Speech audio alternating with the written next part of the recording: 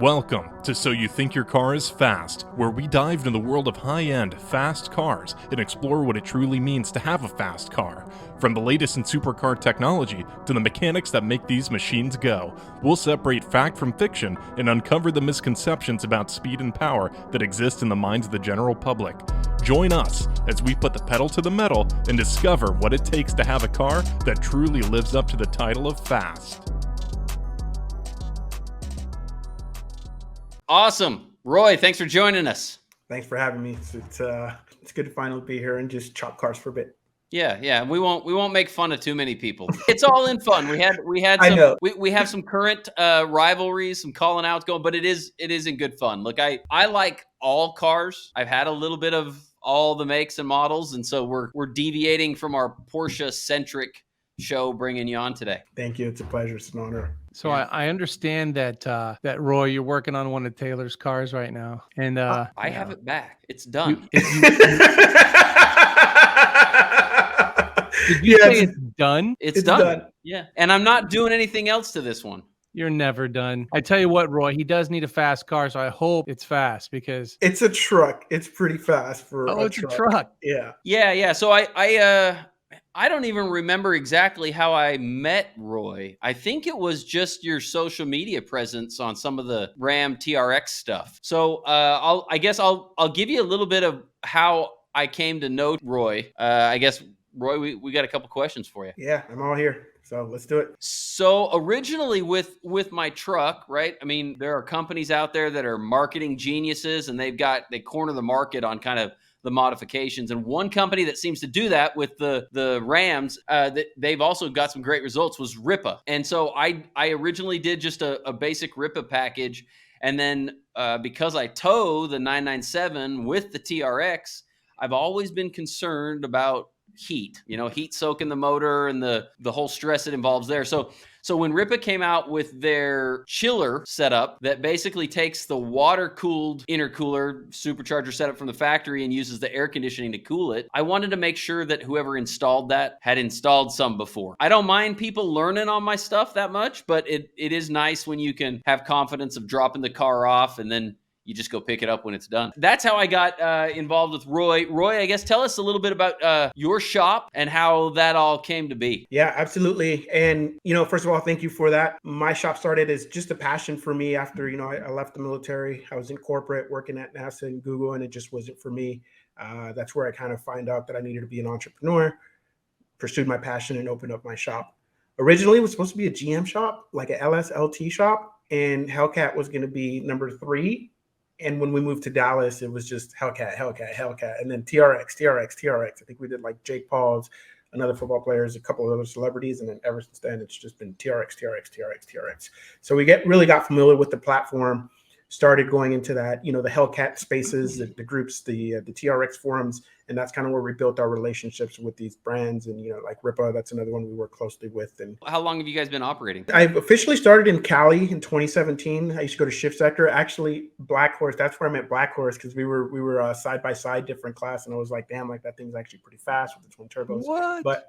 But I had the red Camaro ZL1 at the time. Which Shift Sector? So we met a couple times. We met in Coalinga, and then we met in Hondo, and then we saw each other again in Abilene. We never officially met, but I got you. Raced. Yeah, and I was like, oh shit. I'm like, we actually spoke. I don't remember. Sorry. Yeah. So I've been doing it since 2017, and I moved to Dallas in 2021. So officially since end of 2021 is when I opened down here. Okay. But you were in corporate, like Google kind of situation before, huh? Yeah, I worked after the military. I worked at NASA as a contracting role, and then I worked at Waymo, which is Google's self-driving car, and I managed the self-driving, basically the technicians that worked on the self-driving cars. What helped you make the transition into the automotive industry, period? It's always been something I did on the side. Okay. Even when I was there, it was on the weekends. I would do it just for fun, and then that turned into like, hey, there's something here.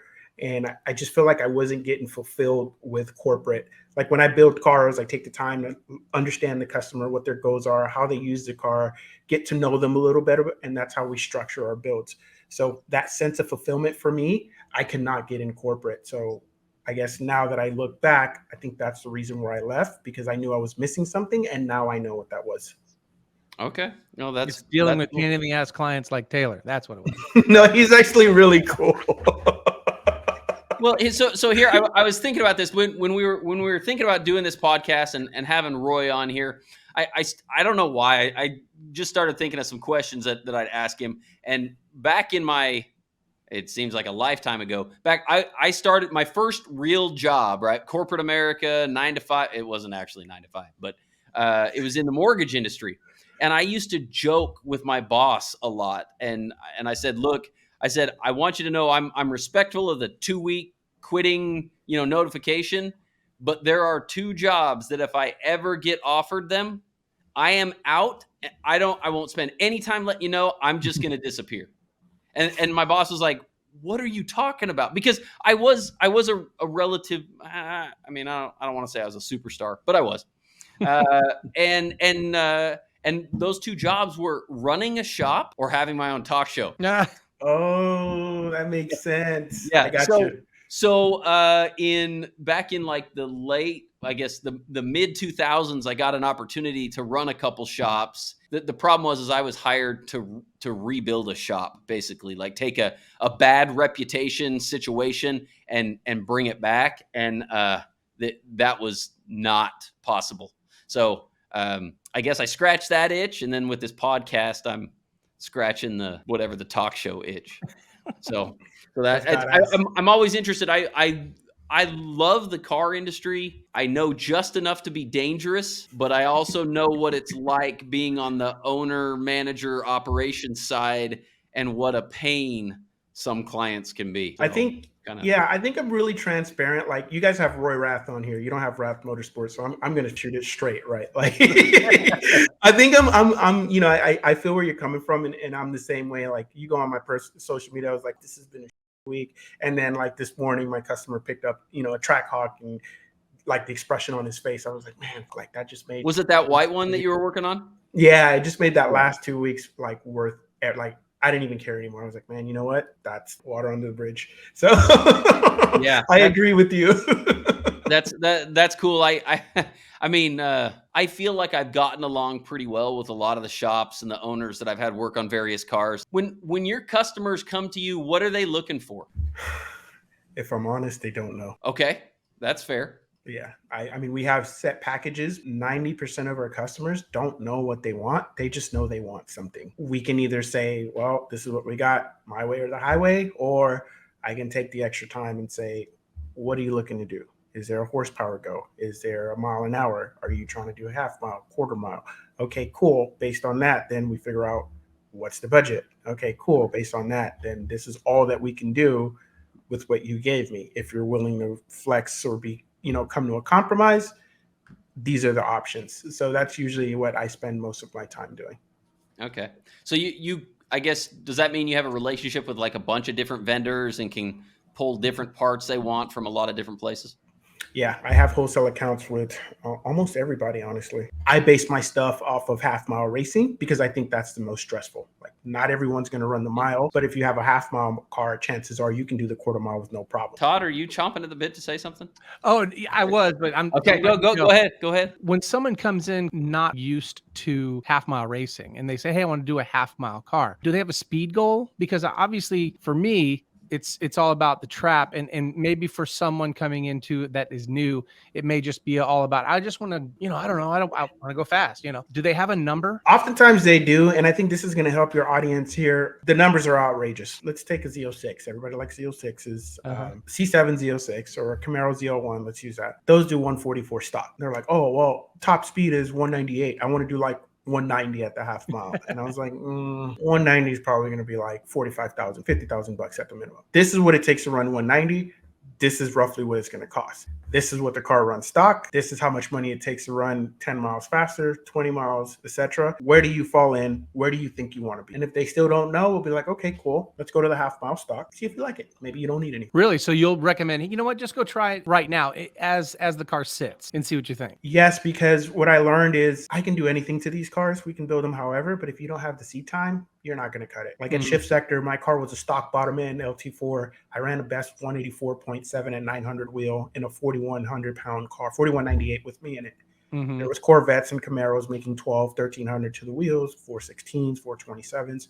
The one closest to me was 174, and they were just blowing the tires all the way down, or they get to 100, blowing the tires, and like, whoa, I ran a 9-second at the track, and I was like, yeah, but there's VHT, there's heat, Right? You have your right foot here, like completely different. So I think that on making people realize that, two different spaces, a lot more factors for twice the distance makes a long way in the vehicle's performance.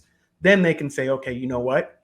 I ran 144. That felt fun. I think I just want a little more. Maybe I want 155. Okay, cool. Let's cam it. Cooling mods. You're done. Gain 10 mile an hour. Yep. I guess I was kind of that customer too at the beginning of my build, right? Like I think I had a horsepower number goal in mind, and then I linked up with Todd, and he's like, "Well, you're going to come do some events with me, right?" And I was like, I guess. He goes, "You have to if you're going to build it." And I was like, "Oh, okay, all right, cool." And I remember, 200 is the elusive number that everybody talks about. So I was like, "Yeah, sure." And I don't know, right? I don't have a bunch of seat time racing. I mean, I haven't been on a quarter mile track since I don't know, 2002. So I am not the greatest driver. I'm not anything. And I remember the very first shakedown pass I did in my 997.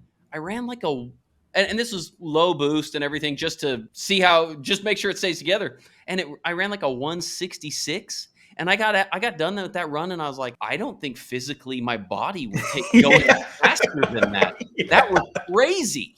So I mean, it's I think I could tell stories all day long about my fascination with the half mile and just people's perception of it and what they think and I've got to think, and I could be wrong. This could be some European car snobbery coming through here, but when you get the Camaro and Mustang and Hellcat guys, they're all about the quarter, right? And sometimes they don't quite translate that into the half very well. I run a 9-second quarter, so I'll easily do 100 or 200. And you're like, well, maybe probably not. Yeah.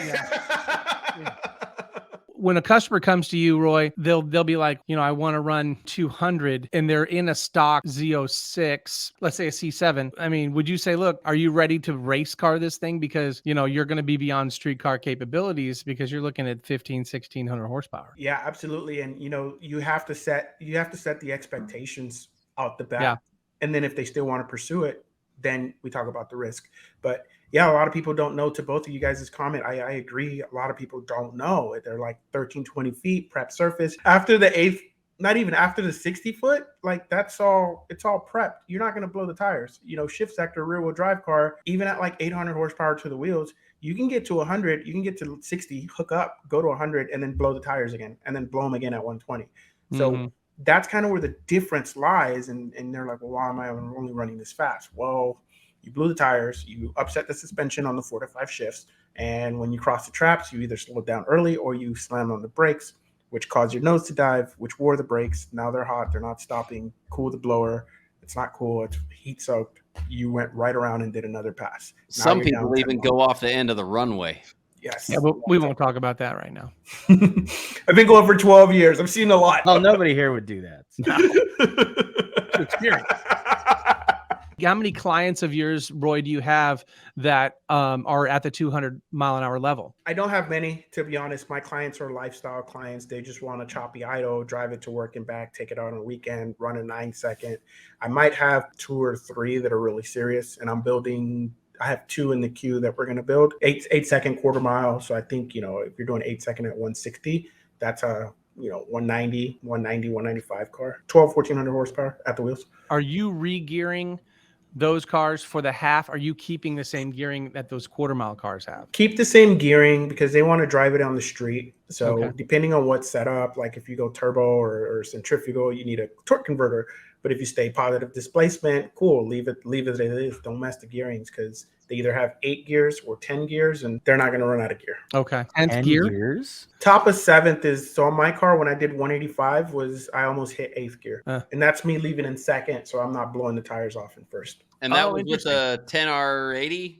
Yeah, 10L90 in the Z01. 10L90, okay. Yeah, 10R80s in the Mustangs, but same trans, different calibration. Okay. What's been your favorite build so far? My favorite, and my favorite build has been the TRX. Every TRX that I do, I just love them.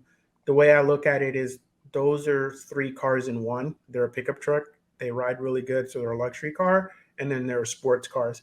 And man, those things, they just respond so well to mods. Like they're mod friendly, they respond well. they're reliable, they're fast, they're multi-purpose. So when I'm looking at it is, hey, do I want to buy 3 sports cars or do I just want to have one that can do everything? I'm probably just going to get the TRX. I heard you can tow race cars with a TRX. So you can try. I'm glad you brought that up. And again, something for your audience. I know a lot of you guys have TRXs out there. You can tow, but just because the book says you can tow 8,000, 8,500 pounds, you probably shouldn't, especially when you're adding power. It's a lot of stress on the drivetrain. We have a lot of high horsepower. The truck is heavy. You're going to want to put your right foot down with the trailer. That's load that, you know, sometimes you don't tune to that. Like if you don't have a loaded dyno that where you're loading these things up as if they were towing, those cells don't populate. You don't tune them. You can blow your truck up. So let me ask you. So at which event will Taylor blow up his TRX? What's up? Edit that.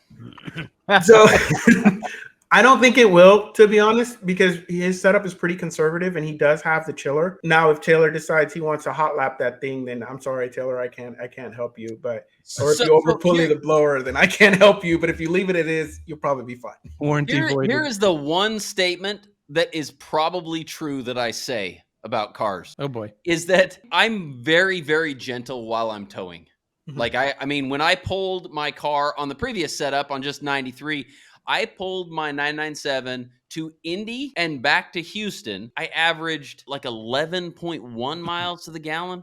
I mean, I was mostly because I'm scared to death to brake while I'm out there towing a car. And that was when, Dan, I don't remember what event that was where there was a guy that he had brought his car. He blew up he had 2 cars, I want to say, at the half mile, blew both of them up, and then wanted to take his Raptor out there and race. Dan talked some sense into me because he's like, if you break that, you're not getting anything home. I can't imagine how hot that truck would get after a full wide open half mile either, man. That just is uncharted territory. Like, you know, the inner chiller is good, but, you know, I don't see that supporting multiple half mile passes. It might do one, you know, you have to wait, chill it, do it again. I heard from a friend who recently had some modifications done on his TRX. Encountered a vet on the tollway, and he did watch the coolant temperature rise very quickly after 3 short pulls. Yeah, and that you can cool the volume that's there for the supercharger to use, but once that volume is gone, you have to fill. You got to cool it back again, and if you're doing pull after pull, there's not enough time. Yeah, that's why we went with aired water intercoolers in our 911s, is because, you know, you have a heat sink. It can sink so much heat, and once that's done, it's done. And you know, an air-to-air cooler that fits in our cars, I mean, we have basically as good of a core as you can get, and basically as big of a core as you can put in there. And the only way to get a bigger heat sink was to get water through it. So, and they don't recover as fast, but you know, we're only looking for it to go 15, 16 seconds. Then we have 20 minutes to cool it down. So. And then you can ice them too. So I love air to water. I love, like, you know, 6-7 gallon trunk tanks, because it's like, okay, cool, make your pass, ice this or ice the tank. Cool, you're good. Back on at 20, 30 How minutes. big is our ice tank? Well, it fits like 40 pounds of ice. I would say it's about 4 or 5 gallons? 7 gallons or so. Yeah, that's okay. That's adequate for the half mile. That's why, you know, the Porsches, like, I'm out there, they do really well, but they don't fall off, and it's because they're pretty efficient. You know, they're getting the air in the next pass. The ice tank is cool, so your starting temp's already low. You know, all you got to worry about is exhaust temps, and they're very aerodynamic. I do like the Porsches. I don't know a lot about them, but when I see them, I'm like, oh damn, that thing's planet. Suspension is good, or gearing's good, or cooling is good. Like, so I understand when I see them going down. Yeah, they pretty much just work. Yeah, exactly.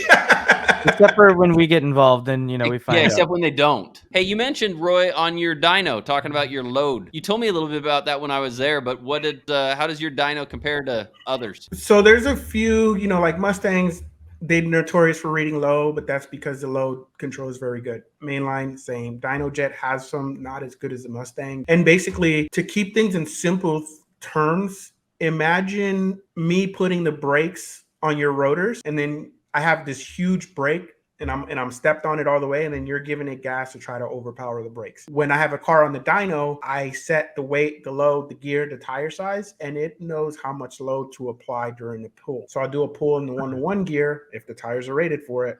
And that's kind of what the car will never see that on the street, because I can say, okay, cool, here's the pull. We'll dial in the air, we'll dial in the fuel when everything's set. then we'll overload it just in case if like, you over rev or you miss a gear, or maybe you're going up the hill or something, for all these incidental environmental conditions. And then, we can do towing. I can, like with your truck, I think that's why I asked you, I said, okay, how heavy is your trailer? And I think we did it for like 7,000 pounds of towing. Yeah. And I was like, just baby it, but understand that if you still tow, the fail safes are there, but don't pull up next to someone in your TRX in a trailer and being like, oh, I just smashed you with the trailer with my Porsche. Like, don't do that. And I have been revved at while I drive. Look, when I drive the TRX around with my camel wrap Porsche on an open trailer behind me, it gets some attention.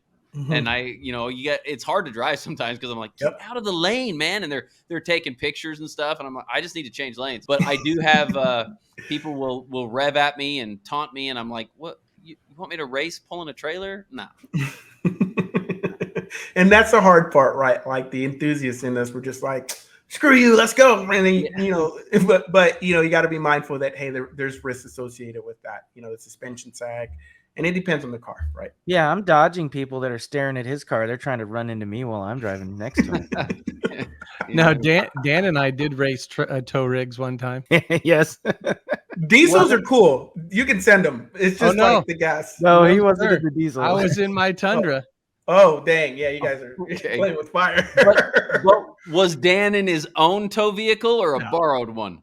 He was always in a borrowed one. Okay. No, I was in the Dodge Ram Turbo Diesel. Okay. Which isn't incredibly fast, but I just remember that at the top of that pull, I think we did like a 60 to 67 mile an hour pull, and it took like 3 minutes.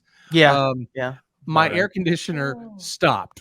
I'm like, oh no. I remember you saying, I don't have any more air conditioning, Dan. Like it was my fault, right? You're blaming me. I'm like, That is the one thing that I worry about sometimes is trying to keep up with Todd when he's driving that RV, pulling his closed trailer. I'm looking at the speedometer. I'm going, man, 80?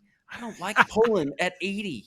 Oh, really? Oh, I'll slow it down. I thought you guys wanted to be get there on time, but that's fine. I didn't realize how stupid far the Indy shift sector was from my house. I thought it was like a 9-hour drive. Yeah, it was like a 9-hour drive on day one. Every day. On day one. Every day. Indy's pretty far. That was the worst drive back ever because we stopped in that little town. I think we talked about it before. And I drove all the way down to Houston because I was like, I'm dropping the car off with Steve because it blew up the turbo. And then I decided, I feel pretty good. I'm driving from Houston back to Dallas. Oh, that was a mistake. I was so tired. That was 14 hours straight or so, I think, for you. I think it was closer to 18. Was it? Yeah. Yeah, it was a rough drive. It was not good. Roy, I noticed that you're pretty heavily involved on social media. Like you've got some forums that you've started, it looks like some entrepreneurial kind of stuff and obviously your shop and then your self account too. What do you want to tell people about that? Like I'm bootstrapping my business. I'm a corporate guy, don't have a ton of money. It was just a passion. I don't have the answers, but I'm going to jump in and figure it out. So for me, I can either spend, $10,000, $15,000 a month to get in front of people, but that didn't sync well with me. One, I can't afford it, but two, it's not me. It's not genuine. My personal brand, my entrepreneur group was like, build your personal brand, obviously, because you're a good person. And I knew I was a good person. I've always helped people. Everybody that talks to me like, dude, you're so cool. You're so nice. Like you're honest. You're super chill. So I wanted more people to see that. So what better way to do it than social media? And then that turned into, okay, cool. People see me. People know what I'm doing. They're coming to the shop. They're supporting to the shop. How can I give back to the community that's supporting the shop? That's where the forums and the vehicle specific groups. So like my Camaro group, my TRX group, my TRX forum, whatever proceeds comes from the shop goes into building those out. And whatever we learn from the shop, we pour back in there. So like on the TRX one, I have TRX Talk Fridays where I drop like value bombs on everything. Hey, this is what you need to know. This is how you fix it, or this is what you need to look out for, or this. And they're weekly posts. Same thing in my Camaro groups, my Facebook groups. It's the same thing. When I see something that someone asks me a question 3 times, it's a post. It's a blog post or it's a video. But this way, that information is there for everybody. You're taking the approach of sharing all the information that you learn while you're doing this, as opposed to holding it tight to your chest and demanding people pay to come to you to find out. To an extent, right? Like proprietary secrets I keep for me, but if it's just general information that hey, if I was an enthusiast or if I was shopping, this is something I would want to know if my car had X, Y, and Z. So I try to share that so people don't run into pitfalls, spend a lot of money when, oh man, this is all I had to do. I just wasted 20 grand when $200 could have fixed it 6 months ago. So I like that model. It drives me crazy in the Porsche world where, you can spend $25,000 on an engine and they won't tell you what kind of valves are in it. The only way you're going to find out is if you open it up and look yourself, right? That kind of stuff, at least for me, the type of customer that I am, if you can get me thinking about your product, like getting me reading your forums for hours and hours, that just means I'm going to spend money with you, regardless of what it is. But there's different types of customers that people go after, but I for one really like it. Sorry to interrupt. Go ahead. Yeah, no, that's good. And Taylor, I think that's kind of what we did with you when you were like, I'm not sure. And I was like, okay, give me like 10 minutes. Let me run some numbers, do some math real quick. And I was like, okay, at the maximum, you want this pulley. Here's a link. Since you bought it from them, just buy it, have them ship it to the shop. That's what you'll run with every day. Yes, we'll give up 20, 30 horsepower, but you can still tow your Porsche. And I think that's kind of where the compromise came in. And, you have all your pulley sizes. I give you the sheet with the belt and stuff. So all the information that I know for a build, we give to our customers. Because what if you're towing on the side of the road and you snap your supercharger belt on a Sunday when my shop's closed? Do you like, you can't get a hold of me? You got to tow it. No, it's much easier to be like, oh, it's this part number. Hey, O'Reilly's, do you have this? Oh, yeah, we got one on the shelf. Cool. Go get it, snap it on. You're back on the road. So that's kind of why I do that. I'm listening to you talk about your customer types, and then as you're talking about some of this stuff, and even Dan's question, I'm thinking about different companies that take different approaches as far as building and modifying and guarding information or sharing it or whatever. And I think about I've transitioned a little bit because I used to be that guy that did it all myself, and now I've let go of the reins a little bit, which is kind of one of the agreements. When I took a sabbatical from cars and told my wife I wanted to get back into cars, she's like, look, you just have to make one promise. So what's that? And she goes, that you don't work on it. And I was like, all right. So that's what I'm going to do. But one thing that I do think it's a benefit, because if you have guys like me, and I don't know how special I am. I don't know that I'm that unique, but I get in there. I like to know that the guy knows what he's talking about so that I can relinquish a little bit of trust. And then it ends up being a stupid slippery slope, and I go way further in than I ever planned to.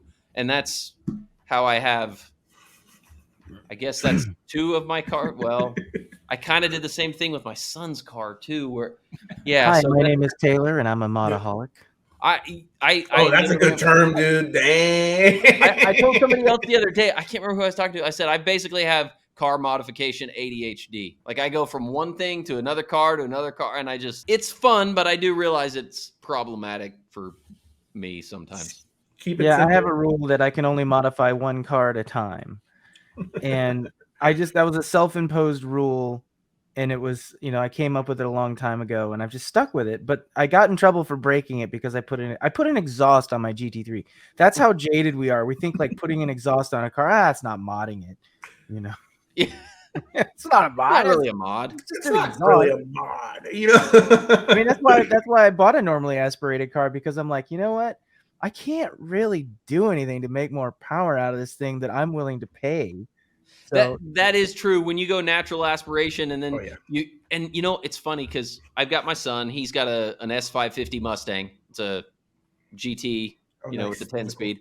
And I decided I'd do a couple modifications for him, which I shouldn't, because what 16-year-old kid needs more than what the car already provides. But I'm a car dad, and so I did that, and I just for kicks, right? Like, he asked me one time, he's like, Dad, does my car have like a turbo or a supercharger? And I was like, no, it doesn't. He goes, can we do one? And of course I was like, no. And then I start searching and Googling it, and making that jump for a natural aspiration is a lot bigger commitment than somebody doing a couple bolt-ons on a turbo car. Man, if my kids were asking me about that, I'd be looking at every tree, every light pole in the neighborhood going, nope, I can't do it. But I'm guilty. I'm looking at I've been looking at RX-7s for my daughter for years. So it's like, Oh And man, that's don't tell my that's tech that. that's a really bad slope to go down, right? So yeah, I mean, it's just it just always feels like it's one thing after another. But I do like finding good shops that I can trust and that will at least let me have a little bit of say in it. I understand some of those shops out there that are cookie cutter, and they're like, you bring your car and they're like, hey, we do a stage 1, 2, 3, 4, whatever it is, and this is the price, and then you don't do anything until you go pick it up. I get that from a business standpoint. But gosh, I like to be involved. Although Steve might tell you lose my number every once in a while. I think there's a balance. You have to strike a balance between that, right? Because I have my cookie cutter package, but if the guy's going to road course, and I was like, well, if you're going to road course, we need to address X, Y, and Z. We have 3 different options. What makes sense for you? Like we could run this cam. This, if you're a manual, cool. We want mid-range power to get you out of the apex. Cool. Well, do you want that, or do you want down low torque? Oh, well, I want down low torque. Okay, cool. Well, we can go with this spec, and this is where it's going to move the power band. So I just think just having that open line of communication of, hey, this is what I'm striving to get, us presenting the options that are aligned with our packages. And if we do have to steer away, that's okay. But as long as we both understand like the risks, the trade-offs, and for both parties' sake and agree to that, then that's totally fine. But usually what happens is people come in here and they're like, I want to use X part, X part, X part, and X part. And I was like, well, these two don't go together because you can't make them work. And then this one is made somewhere in China for like $3, and you're going to put that controls the most important thing in your car, which is fuel. Let's do it. See what happens. I'll see you next week,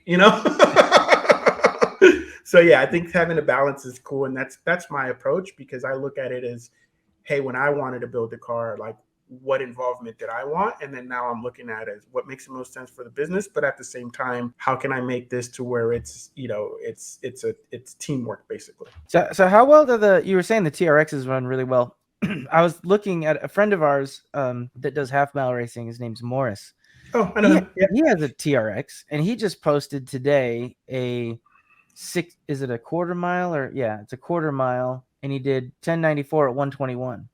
But looking at it, it did 1.5 G off the stop. And, then it was down to like 0.1 G, but then it shifted and then was like back up to like 0.75 G around 100 miles an hour. So is that meaning that like as it revs up, I don't know what the rev limiter is on those things, but they stop pulling up top or yeah, the truck weighs 7,000 pounds. And, we have one here, Heads Cam, Whipple, pretty much similar.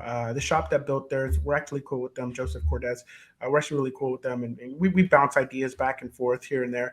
But, yeah, that's essentially it. You have a 7,000-pound truck. Yeah, it gets off the line. But guess what? The minute you get that thing moving, that aerodynamic drag is hurting that truck big time. And then you have the shift, which is fast. But when you shift, what happens? The nose comes down, right? So now you have all this air that was originally going underneath. It's rushing through the windshield, and it's like slamming the brakes momentarily and then getting back on the gas. So as the power climbs, and the Hellcats, they like RPM. They'll rev out to 67, 7,000 RPM for a V8, push rod. That's pretty good in a 7,000-pound truck. So that's why you'll see them rev out to 65, 6,700, and then boom, they start tapering off, grab the next gear, peak torque, and then the cycle just repeats itself every gear. So I don't know if that answers it, but yeah, you're absolutely right. When you look at all the draggies, that's exactly what we look for, and that's how we approach it.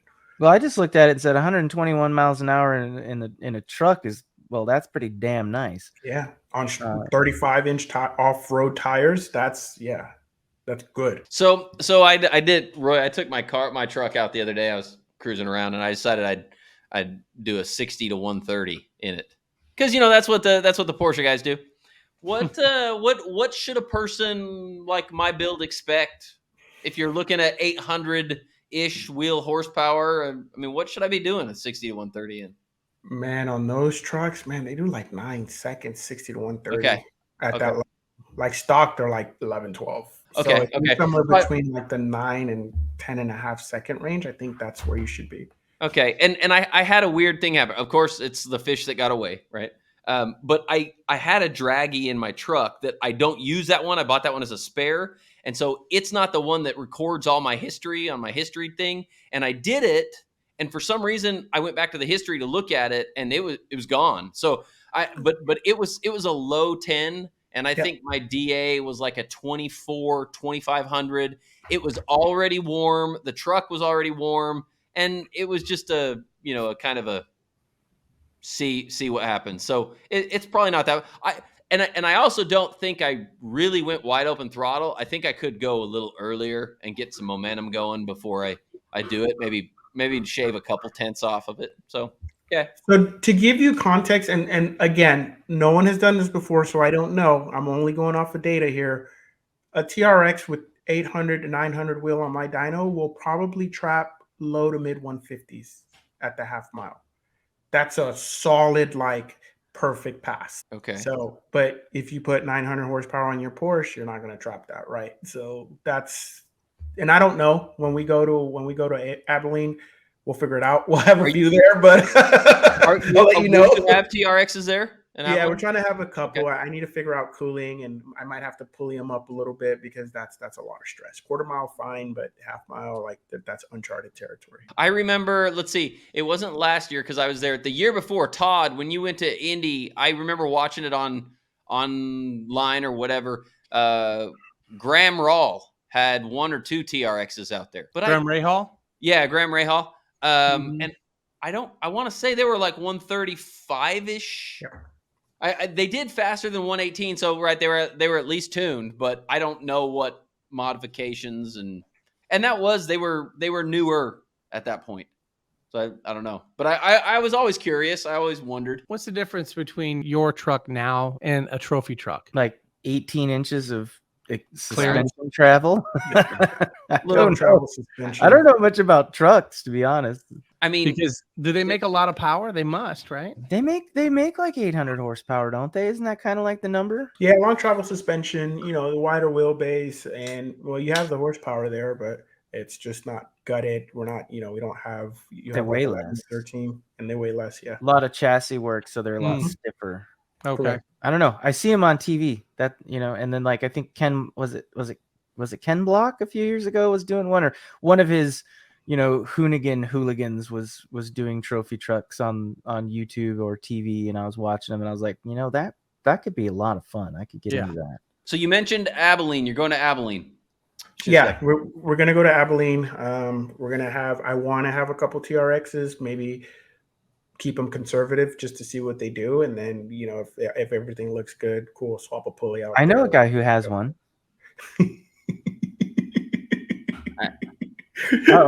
I'm gonna have to put my adult hat back on, Taylor.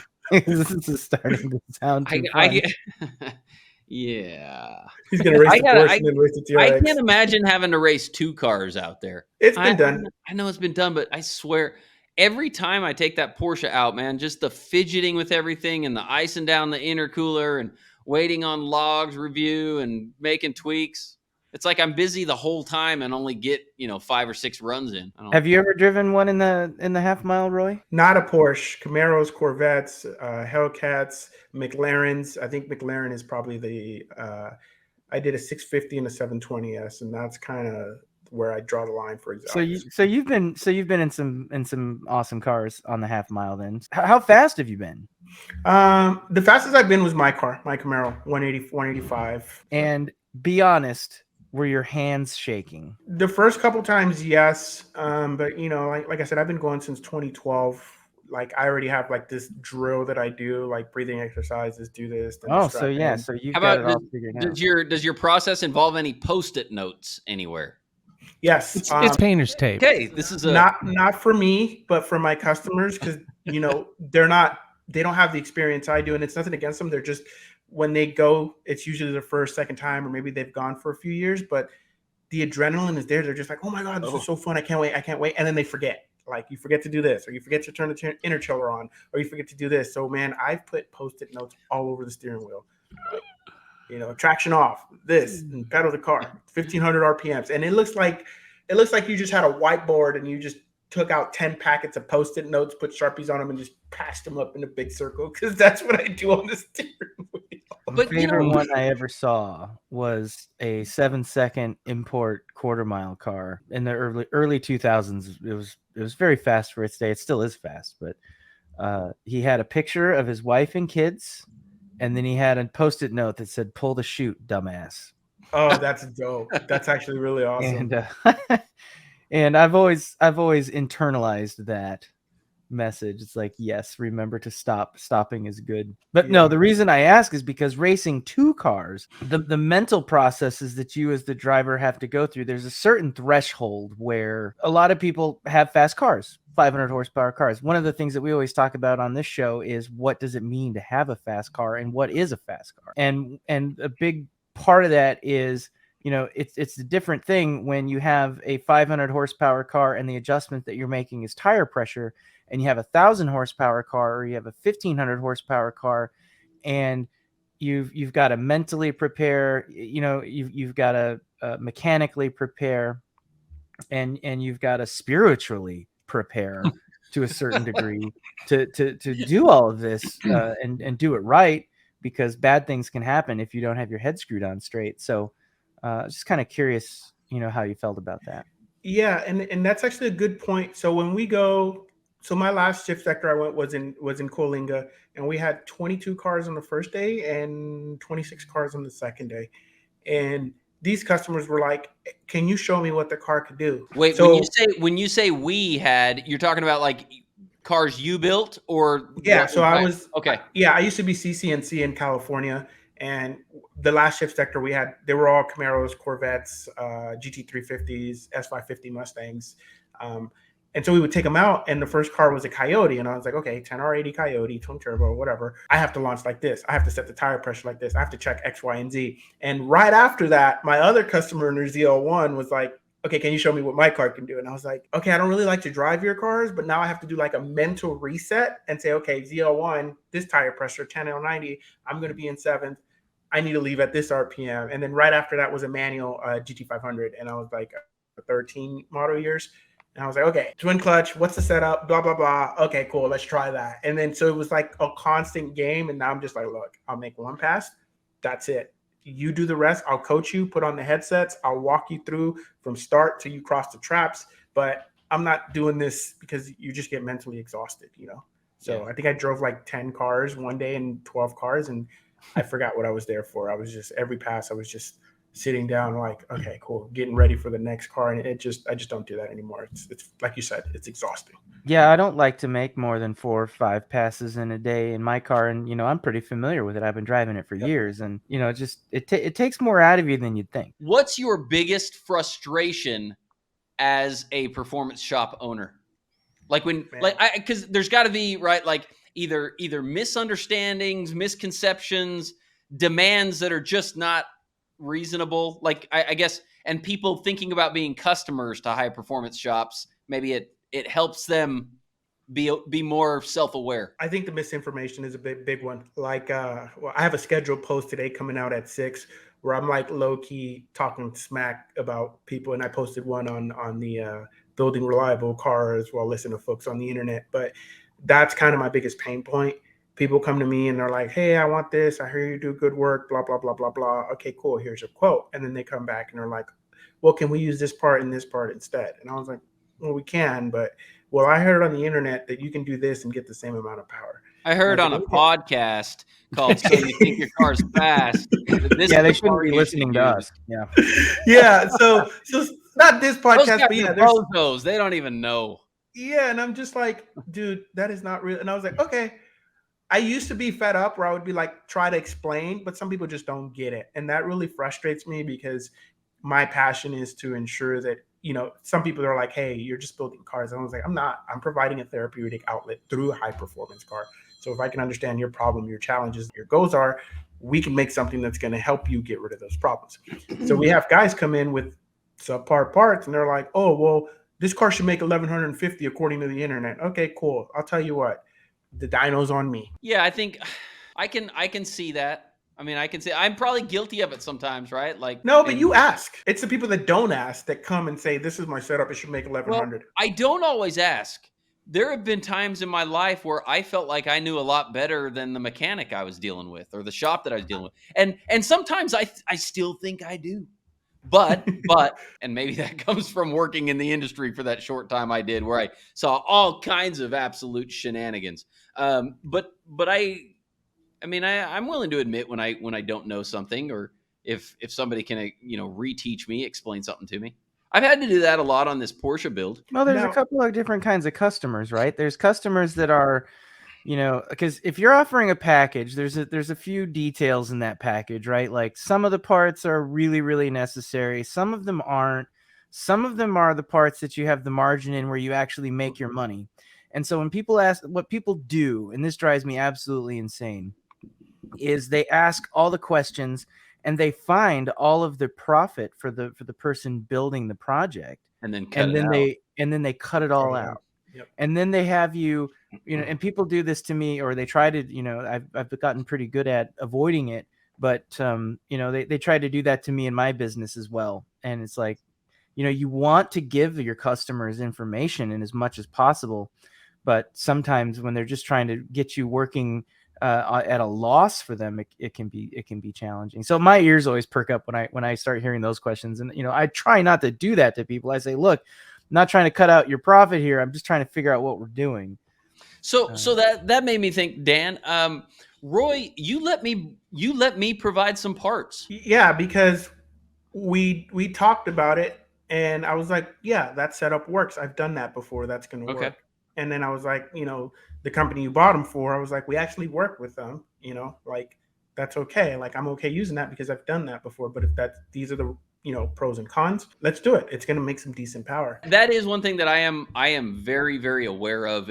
When I call a shop, I ask them, I'm like, hey, look, is this, do you let me provide any parts, or is it just parts through your vendors? And I get it. I get a lot of shops make a little bit on the parts. That's cool. I get it. The only time I struggle with that is when their vendor selection is severely limited. Yeah. I had that happen with a local shop that was a different kind of car, where they had very, very good reputation, and man, I wanted to use them, but they wouldn't do that. It was like a list of like 5 different things. I was like, well, can you do this? And they're like, no, we don't have access to that. And these were relatively basic modifications. So I guess that happens, though, probably more so on a maintenance shop than a high performance build shop. Yeah, I think the difference there is because I'm that way too, right? Like I would customer walks in, buys our parts, let it do our thing. That's the smoothest build ever. But from my perspective, and this is where people don't understand, and I'm not saying all shops do this. I don't know. I'm only speaking from my shop. But something happens, like right now, we had the Trackhawk we just finished. The thermostat failed. It was perfect. The dude goes, drives it, take home, doesn't even leave the shop. Thermostat fails. We come back, we log it. We're like, this thing's perfect. Hold on. Let me take you out to lunch real quick. My tech pulls the thermostat. It failed. It didn't open. And I was like, okay, cool. No big deal. But I hit him up and I was like, look, I got a thermostat on the shelf. It's failed. It's just a thermostat. Let's bleed the system. We'll take care of them. Took 2-3 hours. But then he's like, I'm going to issue you a refund for the thermostat and for your labor. So now I'm not out that labor. So that's why when I look at things, I was like, I would prefer if you use my parts, and I'm happy to disclose what parts are those. And that's why, because if it would have been a customer supplied part, I would have told you, sorry, we didn't buy that. That's on you. Yeah. But if I would have used a part to kind of meet you in the middle, and I know that the warranty or that customer service isn't there, then I would have been out a new part plus 3 hours of labor.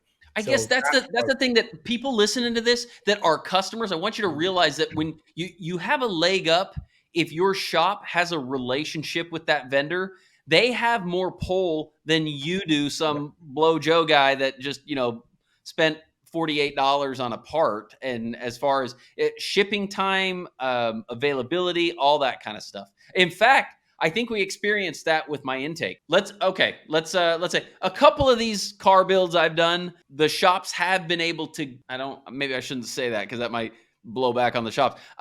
They've been able to get me a part in a much more quicker time span than what I would have initially thought. If that's probably. Well, it's like anything else. If you buy 15 of them a year from somebody and you're like, hey man, can you, just ship me this one at the top of the stack? They will. Yep. If they've never sold anything to you before, you're probably on the bottom of the stack. Just the way it goes. I mean, it's not, discrimination or anything. It's just, hey, we have a relationship. Let's use it. Because I think that was one of your struggles. Like, they won't ship. And I was like, let me just make a phone call. And I was like, intake's coming. it'll be here Wednesday or whatever. Oh, we got a storm, so it was delayed, but it got here. We weren't even done with the truck, so that actually worked out really well. You know, I have a shirt, and I used this a couple times when we went to Shift Sector. It's one that I bought from 1320. It says, "No, my car isn't done yet." Oh, I know that one. I've seen that one. Yeah. Yeah, I have that. I get it, man. I understand delays, and every once in a while I'll get frustrated about something but it's normally something I feel pretty validated in being frustrated about. But I follow Dan's example I try follow Dan's frustration example, man. He just, when he gets frustrated, he's like, "Hey, look, let's come up with a solution." I'm like, "Man, that's a nice job." Man, if I get quiet. I mean, there's volume drops, so you have to lean in to hear. Like, I find that to be more effective. It's not a bad strategy. It's really not. And I don't enjoy. You know what? No, who enjoys? Does anybody really enjoy yelling at people? Does anybody really enjoy getting yelled at? No, it sucks. Like, we have a choice in these I've matters, met some right? people. I have a question for you guys, if you don't mind. I think you both and Taylor and Todd, you guys brought up, having say into it. But how do you guys, like, is that dependent on how the shop treats you when you reach out? Like, if they're just saying, "This is our package," do you then say, "Hey, I want to use these parts"? But if the shop is like, "Hey, man, look, we have these different options, blah, blah, blah. This is what they consist of." If they're willing to open and talk to you, does that, I guess, change your decision or maybe impact how you're going to go about it? If that makes sense. You go first, Taylor. 100%. Okay. So, and my experience was a little bit different. I mean, I haven't built a car quite to the extent that I have this 997. I did have a C5 that I built that was already, it was a built motor transmission, twin turbo. I bought it from the guy that built it himself, and it blew up shortly after. Not his fault. Hydrolocked the motor, whatever. So I did send it to another guy, and it ended up being a thing after thing after thing that we got in there. But with the Porsche, I had a million questions when I was thinking about starting this build. And I had one shop that I got to think it's partly my fault, because I probably sounded like one of those customers that had no money but a lot of questions. Oh yeah. And I didn't get answers. And so I thought to myself, gosh, man, here I am embarking on a build that's not going to be cheap. And I can't get any customer service now. What happens when I let go of money? Yeah. How's that going to go? So yeah, that's before they have your money service versus after they have your money service. You don't really want it to be different. Well, about that time is when I started expressing to Dan some of my frustration of, deciding where to go and what to do. And that's when he recommended some of his people. And I'm not saying we haven't had issues. We've had a lot of them. But I've appreciated how it's been handled. And the reason I'm willing to take so much blame on this is because I've actually met a lot of the guys at that other shop, and they're good dudes. And I really do think it was partly my indecisiveness at the beginning. But to answer your question, the short answer is yes. I can't, in most cases, I can't just totally let go of control. Yeah. And just be like, yeah, I don't know what's in it. I mean, so I don't like to let go of 100% control. Sometimes with this Porsche build, I wish that we could have been that way, but we've had to do so much R&D and changing and tweaking that it's been kind of lots of hands in the cookie jar and a lot of meeting of the minds on some stuff. Awesome. Thank you. That helps. Well, I think if you haven't built a Porsche to the extent that we have, and you go into it the first time, some shops are going to be like, leave it to us for now, until you figure out, until you learn, I mean, Dan, for example, he knows these parts inside and out. So he sources them. He knows what will work. Both of my high horsepower Porsches were already built. So all I did was ask to go faster. I gotcha. And so we would add fuel, or we would add a turbo, or we would just do that route. And I was just taking advice from Steve the entire way. If I were to build one now, I'd definitely have more say in it because I have the experience behind it. If I was to build the TRX, I'd be like, you know what, Roy, have at it, do it.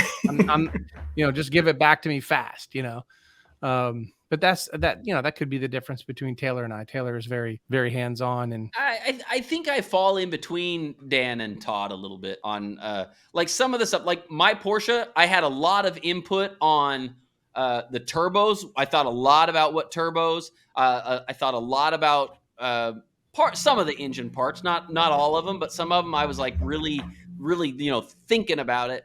The fuel system, I don't even know what it is. Steve was like, I know what to do on the fuel system, and I was like, do it. Have at it. Right. Cool. And so, That's awesome. Like I don't know the stuff that I didn't pretend at least to know about. I like to be involved, and I don't mean to be annoying. I like it. I really like it. If I could figure out a way, to make my passion my job, I would. I just haven't been able to figure that out yet. He hates his job right now, apparently. And look, man, they call it work for a reason. You don't have to do it forever. That's the best jobs are the jobs you don't have to do forever. But as long as you want to race, you got to do it. Trade-offs, man. There's trade-offs. You know what? There's two ways to think about employment, right? Like my dad told me this, and I didn't take his advice, but he said, if you find a passion and you love it, you're going to be good at it. And if you're good at it, you can make money doing it. Well, the other school of thought is pick the job where you make the most money in the least amount of time and work so that you have time and money to do your passion outside. And I don't. My solution to that is I do both. My profession has kind of been a snake back and forth in between those things. I have questions, Roy. So you have a background behind you. Is that your shop? Yes, that is. And where is that? Waxahachie, about 45 minutes south of Dallas. I know where that is. Okay, that's cool. So you're in what I would refer to as the Dallas-Fort Worth area. And how long have you been there? July of 21, we moved to Texas. End of 21, I got the building going, and 2022, March of 22, we opened our doors. So it's really stable. Then. 1 year, basically. Yeah, a year in Texas, yes. Nice. And he's busy too. He's not like, when I tried to get in, he's like, look, I might have some time for you in, a week or two. We've outgrown the shop, and now I'm just like, okay, what does it take to get a bigger shop, more lifts, and so that's what we're working on now. Your area there looks an awful lot like the Horsepower Lounge Rockwall area. So that I was kind of curious. I guess it's just the style of building people are putting up right now because they're both new buildings. And and you do TRX, you do Camaro, you do Mustang, Corvette, and then that's it. Well, Restos. I have like two C10s with like one's getting an LT Gen 5 LT, the other one's getting an LS swap. And what kind of tuning platforms do you use? Right now, the most have been HP tuners, but we can do HP tuners, Holley, Motec, Pro EFI, and that's about it. Pro EFI. Okay, that's cool. I'm always kind of curious what people are using. HP tuners is probably like 90% of my work. Yeah, well, that's cool. Like a pretty decent platform. The little experience that I have. Well, it's really hard to beat a factory ECU. Those engineers spend, millions of man hours coming up. You don't have to tell me that. Yeah, I know that it's hard to match a factory ECU or TCU. Well, where you run into problems when you try to, it's not like the 1990s anymore, where you have a pulse width modulated signal coming out of an airflow sensor, and you're receiving that signal and then like cutting it in half and then sending it back and lying to the electronics to get it to do what you want. You're more like a passenger now in that endeavor. You're telling you're recalibrating as opposed to like pure tuning, which is great because, when the temperature changes or the humidity changes or the altitude changes, those old styles of tuning didn't translate from day to day very well. So you're always tweaking with stuff to get it right. And with the modern stuff, you just kind of go, I want it to do that. And it'll do it as long as it can. As long as it's within the the range of parameters, and that's where you need a guy like Roy who knows what that range is on that particular platform. So that's that's pretty cool. Like that's how I would prefer to do it. But we want to be able to run turbos at 177,000 RPM and not destroy them. Well, And so, the ability to close throttles on, fuel pressure drops or turbo speed sensor rises, or, things like that the factory stuff can't do. Then I guess that's kind of when you get into Pro EFI and Motec, huh? Yeah, boost by gear, like I said, boost cuts, launch control. That man, Motecs and Pro EFI, their traction control it's godly good. Like it's so that's something we're very interested in, the traction control. So what do you do for traction control on, say, a Motec? It really depends. So and I'm going to be clear, I'm the business owner. Do I understand tuning? Yes. Can I tune a car? Yes, absolutely. But my time is better spent trying to bring more business into the business than to be tuning on the dyno 8 hours a day. So I work with a lot of remote tuners. I have my go-to for Dodge, for GM, and then the high horsepower stuff. But for traction control, it varies, man. It depends on the platform and the OS. So like some of this newer stuff, they're torque based, so they're going to use wheel speed sensor, throttle angle, predicted torque, actual torque, and then that's how they say, okay, cool. Well, if the rear wheels are spinning at this rate and the front wheels are spinning this rate, there's this percent difference. That means the back tires are spinning. Let me shut off this power. The problem with the factory ECU is it might be fast, but it's not as fast as the Motec, right? So that's where the traction control is kind of differs. It per se mimics what the car was designed to do, but at a much faster rate.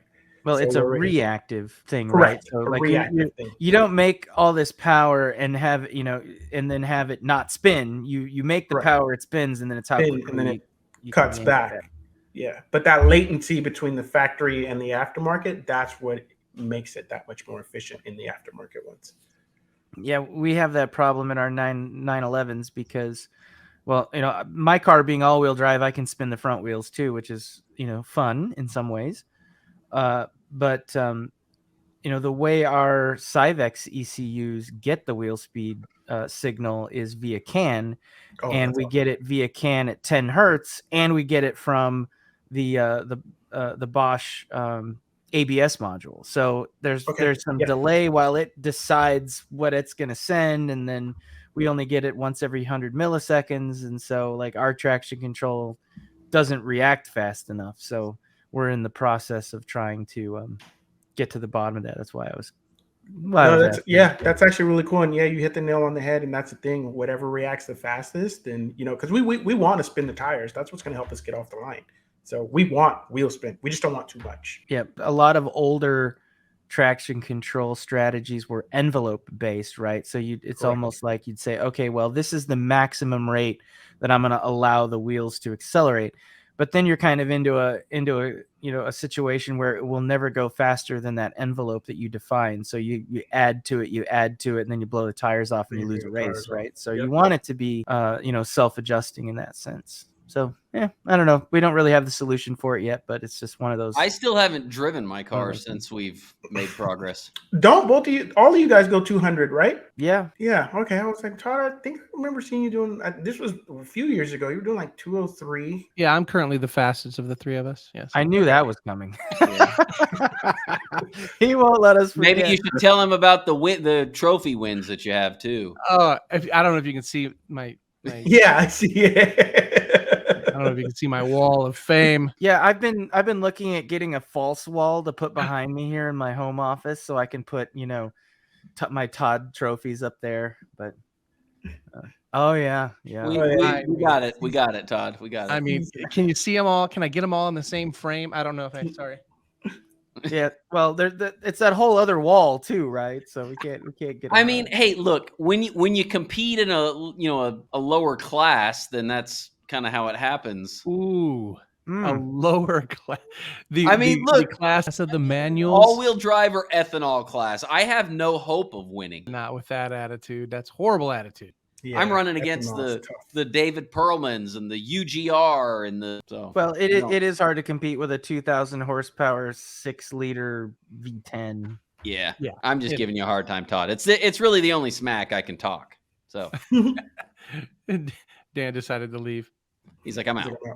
This Yeah. is garbage. So yeah, Roy, you're right. That's the whole goal. That was our whole goal of this podcast, is our journey to 200 and beyond, right? So Taylor and Dan have both cracked the 200 barrier. I think we're both exactly the same. Yeah, it's like exactly 202.51 or whatever cool. it was. Like it was the same to the that's 100. what he says. You're like 0.1 mile an hour faster than me. No. I I thought we were exactly the same. Or my 0.1. It's something like that. It's like 0.1 different. I don't honestly. I thought it was you that were 0.1 faster, but it could be. The best is when I went out with Dan brought his kids, and every pass I made, his daughter's like, "My dad's faster," and I was like, "I know." He's like, Thanks, kid. Nothing's more humbling than getting smack talked by a child. Yep, and she's telling me, she's like, I'm wearing him down for you, Dad. Yeah. I'm getting in his head. Yeah. The three of us want to be consistently over 200, right? Every run. Once you dial it in, and for Dan and I, we have to drive it. We have to hit all our shifts, flat foot everything. And once we got my car sorted, it was a 200 mile an hour machine. It was always over 200. I would run 13 times in one weekend over 200. So but Abilene, I think we figured it out. Abilene has the altitude. So I went 209 in Abilene, and then every other event was, regular 204, 205, that kind of thing. So Abilene's the track. Yeah. Traditional wisdom would tell you that altitude hurts you, but there's some weirdness going on there, because the turbo cars, like if you're targeting a particular manifold absolute pressure, right? Like say you're targeting 40 PSI of boost, which is roughly a number that might be realistic in this conversation. The turbo will just spin a little bit faster and go get it, right? That's what ends up happening at that increased altitude. But you hit a point where you run out of turbo, the turbo can't spin any faster, or the turbo becomes much less efficient spinning that fast, and you end up slowing down. But when you start getting, I don't know where it is exactly, but there's some speed around 205, 210 in my car that feels like I'm no longer driving a car, I'm driving a submarine. And, I haven't like graphed it to figure out like wind resistance versus coefficient of drag of the car. But I know there's some point, and it'd be an interesting thing to figure out. Maybe we'll do some math on that on here one of these days, but figure out based on the drag coefficient and the power that the car makes and all of those factors, where the altitude hurts you versus where it helps you. Because, like the UGR cars, they were doing close to 260 in Colorado at 8,000 feet elevation. And when you're that high and you're that fast, I think the altitude really helps you because your sea level, you'd be pushing through so much more air. So I wonder, I don't really know where that line is, but it's definitely, it's a real thing. It would be useful to figure it out, because it's something I think that, I'm an old, here, case in point, quarter mile guy. I wasn't going 230 miles an hour in the quarter mile to have to worry about those kinds of things. Plus the amount of time you're spending going down the track is so much less. It didn't matter as much anyway. But, at the Texas mile, you'll see guys that are taping seams on the front of their cars and putting all kinds of aero stuff on the cars to try to eke out that last, couple of miles an hour. And I think it really helps. And I'd like to get my car consistent enough, and Todd's car and Taylor's car consistent enough and sorted enough so that we could pay attention to those details. Because that, we don't do that yet. And I think we're, losing a lot, leaving a lot on the table because we're not able to focus on those. And I think you can work backwards, right? Like if you see what it's doing at 205, then you can figure out what is it doing at 140, what is it doing at 0, and use that to help you get out further and faster. So yeah, I do like that. That's actually cool. Yeah, I think we're getting there. It's a process. I get to spend, I'm an engineer by trade. I get to spend maybe 2 weeks a year of real time, thinking about this stuff. And I'd like to be able to spend more time working on it. And, I enjoy it. And, this show that we're doing is kind of a realization of that goal. So did you tell me you're going to be a sponsor at Shift Sector? Yeah, I'm going to try to sponsor it this year, Okay. depending on how the business goes. Again, this is my first year in business, but generally, what I like to do is I've sponsored Shift Sector in the past a lot of times, and I do it mainly for the space. Like my Got it. customers, they buy a ticket, we hang out, we eat. Hey, this is what you did wrong. Because I do coaching, I do track coaching as well for like Shift Sector and Quarter Mile. But I would just be like, hey man, if you guys are willing to come out and put in the effort and support the shop for that weekend, I'll take care of you guys. Just show up, be ready to work. And so, yeah, I do that. And I plan to do that with the TRX and the Camaros and anything that I built. So anyone, or, I have customers that will build a TRX for them, but they'll bring, a McLaren or something like that. And I'm like, look, most of it is the same. A lot of McLarens on the sidelines at those events. Yeah. And I was like, most of it is the same. I can't do tuning, but getting out the hole, I can definitely help. I'm scared of those McLarens, man. I love them. They are but cool. I'm scared of them because, man, if you break anything, oh my gosh. It doesn't even seem like it's an if you break anything, though. It seems like when. It seems like all the ones I see, even the ones out at Shift Sector, I mean, you see them do a pass or two and they're done. Mm-hmm. And they're always trying to fix something. I think they're cool. I think they're beautiful cars. I think they're cool cars, but I don't think I'll ever scratch that itch. Do you see any 720s doing 250, 240, 230? No, that's like a 190 mile an hour car, a 720S, right? Like a couple, maybe 200, couple of mods, maybe 1,000 horsepower, slightly larger turbos on it, basic intake, exhaust, free stuff up, make things flow, send it, right? I mean, one time. And then leave the trans at the finish line. Yeah, wow. I'm just kidding. Go big or go home. Go big and then go home, I guess. I've seen guys have the infotainment unit die and get $6,000 bills and things like that, Oh, I'm sorry, it bricked during the update, and we don't have any, support on this. So the only thing you can do is buy a new one. So what do? They ship that unit that is, firmware bricked back to some sort of McLaren distributor / vendor who reflashes it, takes them an hour, and then they put it on the shelf and they sell it back to you again for $6,000. That's what they're doing. It drives me bananas. I can't be a party to this, the value proposition is just off. Roy, we really appreciate you coming on with us. No, thanks for having me. Appreciate it, man. No, appreciate it. Thanks for having me, answering the questions. Thank you for coming on. Yeah, thanks, man. Thank you. Thank you, guys. I appreciate it. Thank you for listening to So You Think Your Car is Fast podcast. Please subscribe and leave us a review. Also want to thank Redenzo Radar, redenzo.com/BHT for discounts. Also want to thank Evo Spec Engine Development and Force Performance.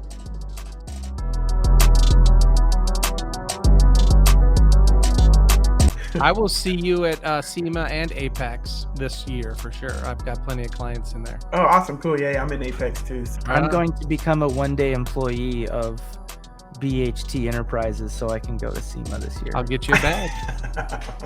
I've never gone. I've always wanted to go. Even when I lived in, Utah and New Mexico and everything. Okay. So why don't we podcast from there? Mm-hmm. Okay. Oh, yeah, that'd be cool. I'll walk around with my camera and microphones and just get into trouble.